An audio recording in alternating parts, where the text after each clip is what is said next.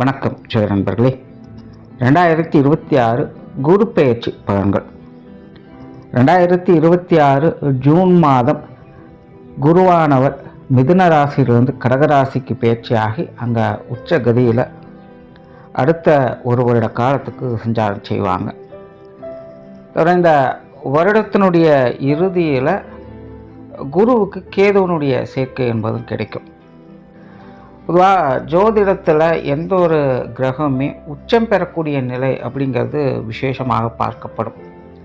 காரணம் என்னென்னா, ஒரு கிரகம் உச்சம் பெற்றிருந்ததா அது ராசி நிலைகளுக்கு ஏற்ப கட்டாயமாக அதனுடைய பலனை கொடுத்துரும். அப்போ இந்த குரு உச்சம் பெறக்கூடிய நிலை அப்படிங்கிறது ரொம்பவுமே விசேஷமானது. காரணம், கிரகாதிபத்திய வகையில் குருவானவர் முழு சுப கிரகம் அப்படின்னு சொல்லக்கூடியது. அதனால் ஒரு சுப கிரகம் உச்சம் பெறக்கூடிய நிலை அப்படிங்கிறது எப்போவுமே ஒரு சாதகமான பலன்களை கொடுக்கும், நல்ல விஷயங்களை கொண்டு வந்து சேர்க்கும். ஜென்ரலாகவே குரு உச்சம் பெறக்கூடிய காலகட்டங்கள், ஆட்சி நிலை பெறக்கூடிய காலகட்டங்கள் என்ன ஆகும் அப்படின்னு பார்த்திங்கன்னா, எல்லா விஷயங்களுமே சமனாகும். எந்த ஒரு காரியமாக இருந்தாலும் அது நடுநிலையோடு செயல்படும். அதாவது ரொம்ப ஓவர்ஃப்ளோவாக போயிட்டுருக்கிற விஷயங்கள் எல்லாத்தையுமே குறைச்சி சமநிலைக்கு கொண்டு வரும். ரொம்ப அடிமட்டத்தில் இருக்கக்கூடிய விஷயங்கள் எல்லாத்தையுமே டெவலப் பண்ணி அதையும் ஒரு சமநிலைக்கு அது கொண்டு வந்து சேர்க்கும். ஸோ இப்படி எல்லா விஷயங்களையுமே நிறை குறைகளுக்கு தகுந்த மாதிரி அதை சமன்படுத்தும், பண்படுத்தும்னு சொல்லலாம். ஆனால் இந்த குருனுடைய நிலையானது இந்த அராஜக விஷயங்களையும் கொஞ்சம் கட்டுப்படுத்தவே செய்யும். அதாவது அதர்ம விஷயங்கள் குறைந்து தர்ம விஷயங்கள் மின்னுயிரும் சொல்லலாம். தவிர இந்த இயற்கை சம்பந்தப்பட்ட விஷயங்களும் கூட நல்ல வகையில் பயன் தரக்கூடிய வகையில் அமையும். அதனால் இந்த குரு உச்சம் பெறக்கூடிய அந்த காலகட்டங்களில் பார்த்திங்கன்னா நல்ல மழை வளம் என்பது இருக்கும்.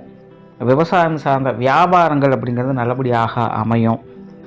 ஆன்மீகம், அறிவியல், கல்வி ரீதியான விஷயங்கள், வித்வத்தன்மை பலம் பெறக்கூடிய நிலைகள், குழந்தைகளுடைய முன்னேற்றம் சார்ந்த விஷயங்கள், சொத்து சுகங்கள் சம்பந்தப்பட்ட விஷயங்கள், பொருளாதார நிலைகள், இது எல்லாமே பார்த்திங்கன்னா ஒரு சீரான நிலைகளுக்கு அது மாற ஆரம்பிக்கும். அதாவது எந்த ஒரு நிறை குறையும் இல்லாத அமைதியான சுமூகமான நிலைகள் எதுவோ அந்த நிலைகளுக்கு கொண்டு சேர்க்கும். அதற்கான வழிகளை இந்த காலகட்டம் காமிக்கும். சுருக்கமாக சொல்லணும்னா, ஒரு பீஸ்ஃபுல்லான லைஃபுக்கு என்ன தேவையோ அந்த விஷயங்கள் இந்த காலகட்டங்களில் மேலோங்கும் அப்படின்னு சொல்லலாம். பொருளாதாரம் அப்படின்னு சொல்லும்போது இப்போது தங்கம் அப்படிங்கிறது ரொம்ப ட்ரெண்டிங்காக இருக்குது. ரொம்ப நாளுக்கு நாள் உயர்ந்துக்கிட்டே இருக்குதுன்னு சொல்லிகிட்டு இருக்கு. நிறைய பேர் தங்கம் விலை அப்படிங்கிறது உயரும் உயரும் அப்படின்னு சொல்லிகிட்டு இருக்காங்க. ஆனால் நான் இந்த வருட பலன்களையும் சரி, இதற்கு முன்னாடி போட்ட சனிப்பெயர்ச்சி பலன்களையும் சரி, தங்க நிலை அப்படிங்கிறது கரெக்ஷன் ஆகும் தான் சொல்கிறேன். குறிப்பாக இந்த வருட கடைசி வரைக்கும் பார்த்திங்கன்னா தங்கத்தினுடைய விலை கொஞ்சம் குறைஞ்சிட்டு தான் வரும். பெரிய அளவில் மேலே போகிறதுக்கு வாய்ப்பு இல்லை. இந்த கேதுவனுடைய சேர்க்கையெல்லாம் குரு கிராஸ் பண்ணதுக்கு அப்புறமா தங்கத்தில் சிறு சிறிதாக முதலீடு பண்ணுங்கள். அது உங்களுக்கு லாங் டேர்மில் ஒரு நல்ல அசட்டாக அமையும். இப்போதைய நிலையில் வெயிட் பண்ணுறது தான் நல்லது. அதைத்தான் கிரகங்கள் சொல்லுது. ஸோ பொதுவான வகையில் இந்த குருவனுடைய அமைப்பானது எல்லா விஷயங்களையுமே ஒரு சமச்சீரான வகையில் செயல்படும்னு சொல்லலாம். இனி மேற்கொண்டு உங்களுடைய ராசி மற்றும் லக்னத்துக்கு இது என்ன மாதிரியான பலன்களை கொடுக்குது அப்படிங்கிறத பார்க்கலாம். நீங்கள் சொல்லக்கூடிய விஷயங்கள் எல்லாமே உங்களுடைய ராசிக்கும் பொருந்தும், லக்ன ரீதியாகவும் அது பொருந்தும். ரிஷப ராசி, ரிஷப லக்னம். ரிஷபத்தை பொறுத்த வரைக்கும் 3ஆம் இடத்துல குரு உச்சம் பெற்ற நிலையில் அடுத்த ஒரு காலம் சஞ்சாரம் செய்வாங்க. பொதுவாக இந்த ரிஷபராசி ரிஷப லக்னக்காரங்க எப்போவுமே ஸ்திரத்தன்மை பெற்றவங்களாக இருப்பாங்க. கொஞ்சம் கடின உழைப்பாளிகளாகவும் ரிஸ்க் எடுக்க தயாராக இருப்பவங்களாகவும் அவங்க எப்போவுமே இருப்பாங்க. அதாவது நல்ல ஒரு மனோதைரியம் என்பது அவங்களுக்கு இயற்கையாகவே இருக்கும். இதற்கெல்லாம் ஒரு வகையில் இந்த குருவும் காரணம் அப்படின்னு சொல்லலாம்.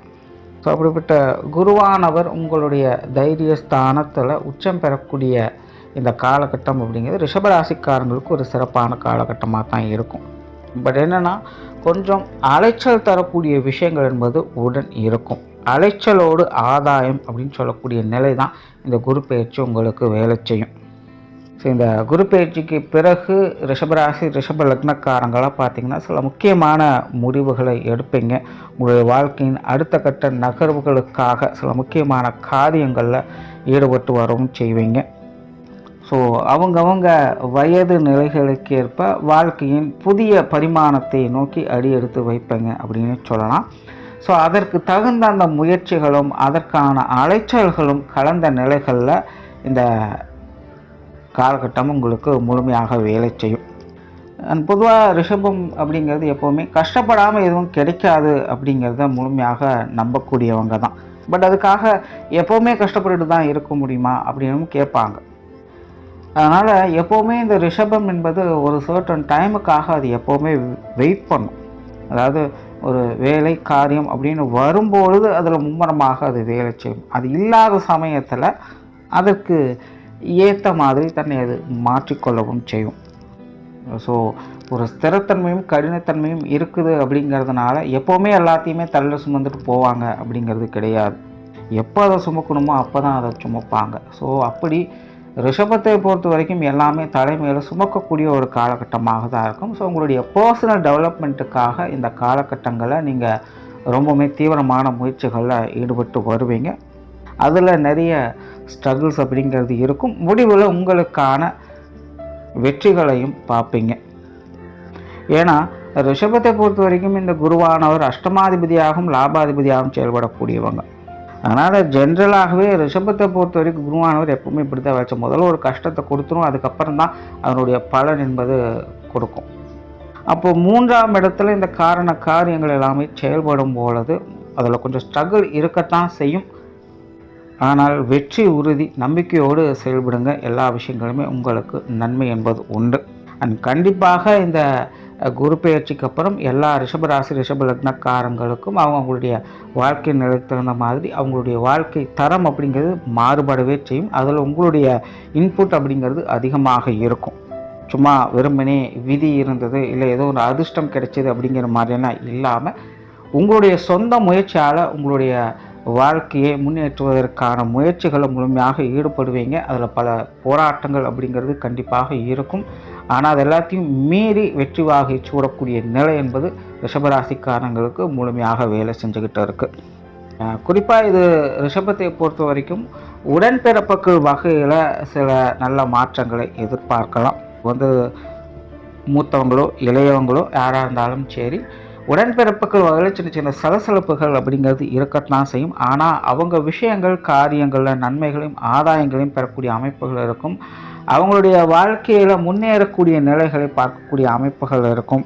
தன்னுடைய கூட பிறந்தவங்க வாழ்க்கை நிலை இப்படி இருக்கு அப்படின்னு கஷ்டப்படக்கூடியவங்களுக்கும், இந்த விஷயங்கள் அவங்களுக்கு நடக்கவே மாட்டேங்குதே அப்படின்னு ரொம்ப எதிர்பார்த்திருக்கக்கூடியவங்களுக்கும் இந்த குரு பயிற்சியிலிருந்து அவங்களுடைய வாழ்க்கைக்கான நல்ல விஷயங்களை பார்க்கக்கூடிய அமைப்புகள் என்பது உருவாகுது.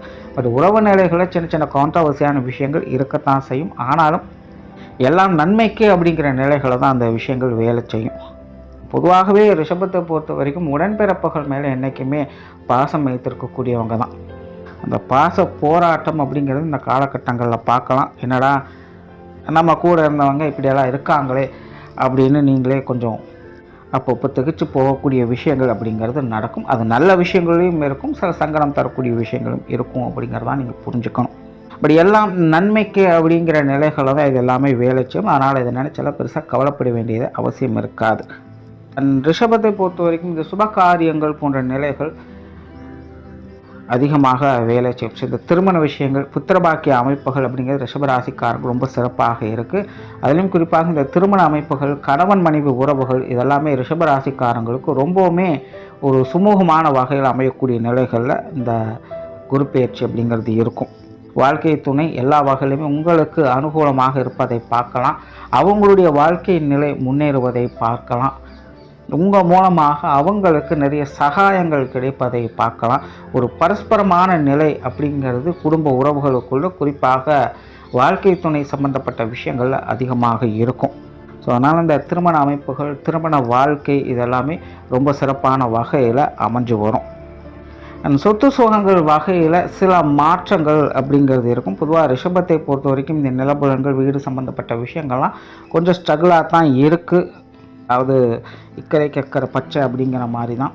அதாவது யோசிக்கும் போது பிளான் பண்ணும்போது எல்லாம் கரெக்டாக தான் இருக்கும். ஆனால் ப்ராக்டிக்கலாக வரும்போது ஏதோ ஒன்று சம்திங் சரியில்லையே, ஏதோ ஒன்று மிஸ் ஆகுது அப்படிங்கிற நிலைகள் இருந்துக்கிட்டு தான் இருக்கும்.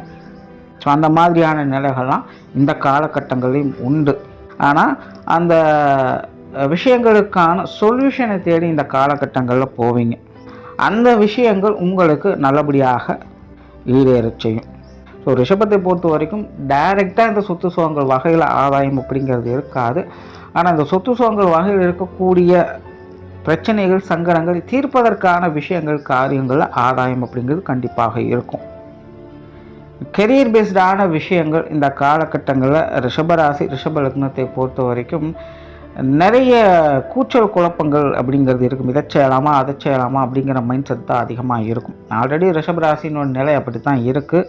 ஓயாத வேலை பளு அப்படிங்கிறது இருந்துட்டு தான் இருக்குது. எதையோ யோசிச்சுக்கிட்டே தான் இருக்காங்க. ஆனால் ப்ராக்டிக்கலாக செய்யும்பொழுது நிறைய பிரச்சனைகள் அப்படிங்கிறது அங்கே இருந்துட்டு தான் இருக்குது.